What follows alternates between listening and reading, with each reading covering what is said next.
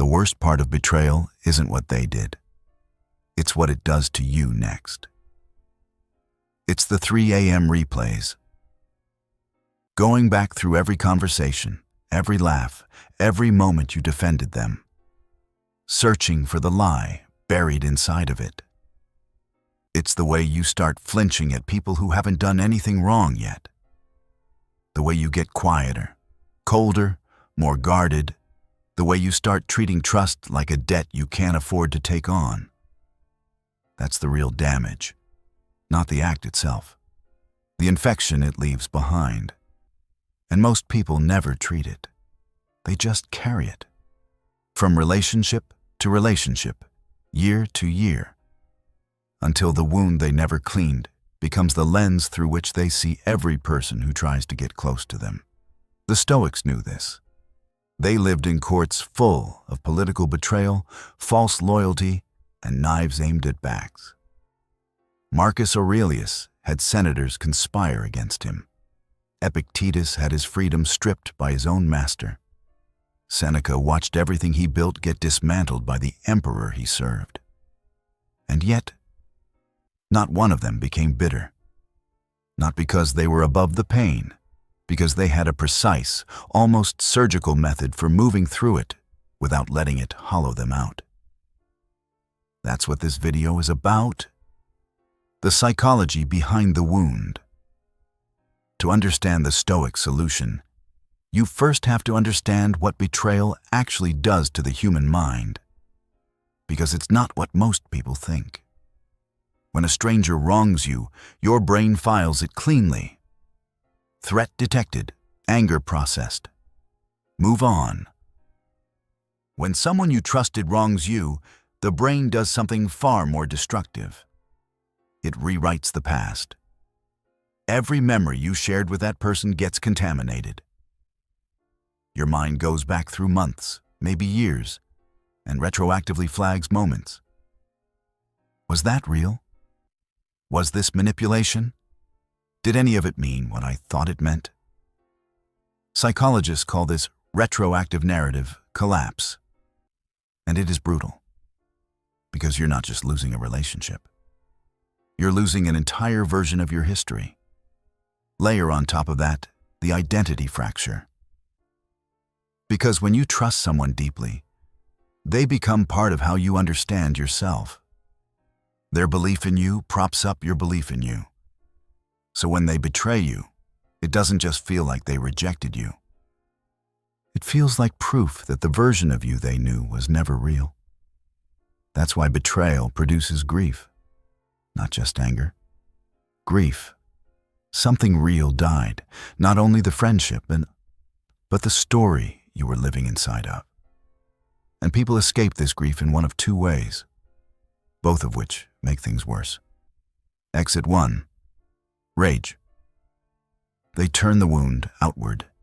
They want retribution. They want witnesses. They want the world to see what was done to them. And for a while, this feels like power. But you cannot burn down someone else's house without standing in the smoke. The rage consumes them. The grudge becomes a full-time residence. Exit 2. Collapse. They turn the wound inward. They decide it means something permanent about them. Too trusting, too open, too much. So they close, they armor. They become someone who never quite lets anyone all the way in again, and call it wisdom. The Stoics refused both exits. They found a third door, and it begins with a single reframe that changes everything. 3 distinctions that rewrite how you respond.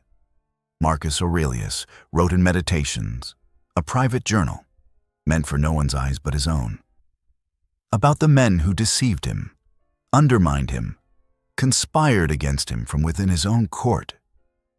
Men he had trusted, elevated, protected. He didn't write about them with bitterness. He wrote about them like a doctor studying a disease. Clinically, precisely, with complete psychological control. Here's the framework he used. 3 distinctions that form the spine of the Stoic approach to betrayal. Distinction 1. Separate what you can control from what you cannot. What they did, not in your control. What they intended, not in your control. Whether anyone believes your side, not in your control. Whether justice catches up to them, not in your control. What is in your control? Your interpretation, your response, what you decide this means about your future, and how much of your mental real estate you hand over to it. Epictetus taught that pouring energy into what you cannot govern is not passion. It is hemorrhage. You are bleeding out on the floor of someone else's choices. The first move is not forgiveness. The first move is stopping the bleed. Redirecting everything you have toward the ground you can actually hold. Distinction 2. Understand the nature of who did this. Marcus Aurelius had a practice, cold, precise, almost uncomfortable, of studying the character of the people who wronged him, not to excuse them, to understand the machinery. He wrote, "When someone betrays you, ask what they lacked. What fear drove this? What deficit of character made treachery feel like a reasonable option to them?" He wasn't doing this to feel superior. He was doing it to stop being surprised. Here is the Stoic truth most people aren't ready to hear. People act according to their nature. A person who betrays trust is not targeting you specifically. They are expressing a limitation in themselves. They could not be loyal because loyalty costs something they didn't have. They acted from fear, smallness, self-interest, not because of something broken in you. This doesn't make what they did acceptable. It makes it explicable. And explicable wounds are far less destabilizing than wounds that feel like random cruelty from the universe. Their ceiling is not your floor. Their character is not a verdict on yours. Distinction 3. Ask what this moment demands of you. Seneca wrote about what he called the obligation of adversity. His argument: difficulty does not happen to the virtuous person. It happens for them. It is the forge.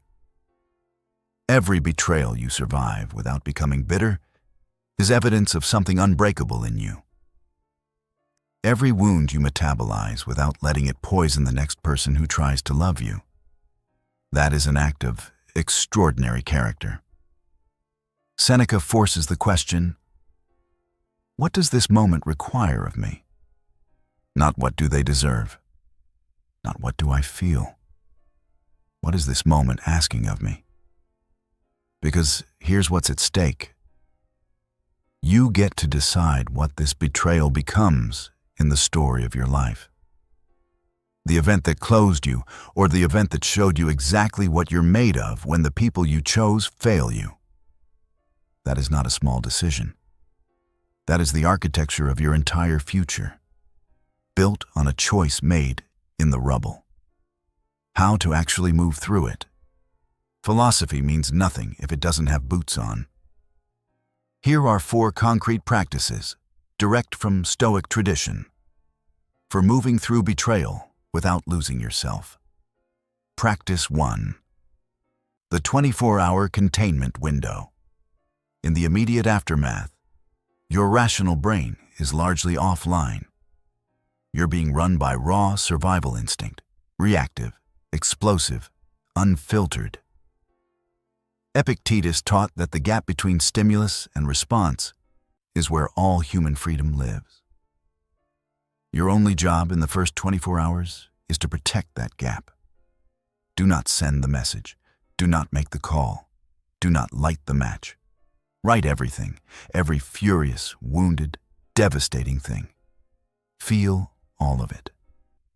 But don't act on it until you've slept at least once, and the emotion has moved from explosion to clarity. The most powerful things you will ever do in response to betrayal come from cold, deliberate precision, not from the shaking hands of someone who just got the news. Practice 2. The narrative audit. Once the initial shock passes, sit down and do what the Stoics called rigorous self-examination. Ask, were there signals I chose not to see? Ask, did I place expectations on this person they never agreed to carry? Ask, am I grieving the real person or the idealized version I built in my mind? This is not self-blame. This is the Stoic refusal to live inside a distorted story. Because without this audit, the betrayal leaks. It contaminates the next relationship and the one after that. You carry a ghost into every room. You flinch at innocent people. You punish strangers for what someone else did. The narrative audit is how you keep the wound contained, precise, accurate, and belonging only to the person who actually earned it. Practice 3. Voluntary discomfort as proof. Seneca deliberately practiced hardship. Not because he was a masochist, because he wanted proof that his stability was internal, that it didn't depend on comfort, approval, or anyone else's loyalty to hold its shape. Apply this to betrayal directly. Each day, actively remind yourself, I function without this person. My integrity does not require their validation. My capacity to build, connect, and create is not contingent on their presence or their opinion of me. This is what the Stoics called Autarkeia, self-sufficiency of the soul. The unshakable knowledge that your foundation is internal, not relational. You are not diminished by their absence. Practice knowing that, especially on the days it doesn't feel true. Practice 4. The transmutation. This is the most advanced practice and the most powerful. Marcus Aurelius wrote privately about using adversity as material, the way fire converts whatever it consumes into heat. Same process. The transmutation practice is simple. Take the wound and ask what it's teaching you that nothing else could. Not toxic positivity, not minimizing what happened, extracting every gram of value from what is already paid for. You paid for this lesson in real pain. Collect the full tuition. What did this reveal about your values? About what you'll never accept again? About the kind of people you want to build your life around going forward? Write it down. Keep it. That wisdom is permanently yours. They cannot take it back. The other side of this. I want to tell you something honestly. This is not a fast process. The Stoic path through betrayal isn't a shortcut. It's a discipline. One you'll have to choose again on the days the rage resurfaces. When you see their name unexpectedly and the whole wound opens again. When you catch yourself flinching in a new relationship at someone who has done nothing wrong. But what the Stoics promise, and what their lives proved, is this. The person who comes out the other side of this is not the person who went in. They are clearer, less dependent on the loyalty of others for their internal foundation, and paradoxically, more open, not less, because they no longer operate from unexamined hope. They trust deliberately, with their eyes all the way open. They have something that cannot be given. It can only be forged. An interior stability that does not require favorable circumstances to hold its shape. That is what is waiting for you. If you choose the Stoic path through this, not the bitter, armored shell of someone who got burned and decided connection was a lie. Not the naive person who never reckoned with what happened and walked into the next betrayal with the same blind openness. The person who looked directly at what was done, metabolized every bit of it, and became someone the next wound simply cannot collapse. That person is more powerful than anyone who ever hurt you. And you are being built into them right now, whether you choose it consciously or not. The only question is whether you're going to be intentional about it. So let me leave you with this. The capacity to trust is not what got you hurt. The person who violated it is what got you hurt. Don't confuse the two. Don't let someone else's failure of character become a permanent verdict on your ability to love and be loved. Marcus Aurelius had conspirators in his own palace. Epictetus had his freedom stripped. Seneca was sentenced to death by the man he mentored. None of them got out of it. None of us do. But they chose, deliberately, daily, in the private pages of their own minds, who they would be inside of it. You can make that choice too, starting right now. If this landed for you, drop a comment. Tell me where you are in this. In the raw middle of it, or on the other side, looking back. I read every single one. If you're new here and this is the content you've been searching for, real Stoicism, applied to real pain, with no hollow motivation, subscribe. We do this every week. And if someone in your life is right now in the wreckage of betrayal and looking for a way through, send this to them. It costs you nothing. It might mean everything to them. See you in the next one.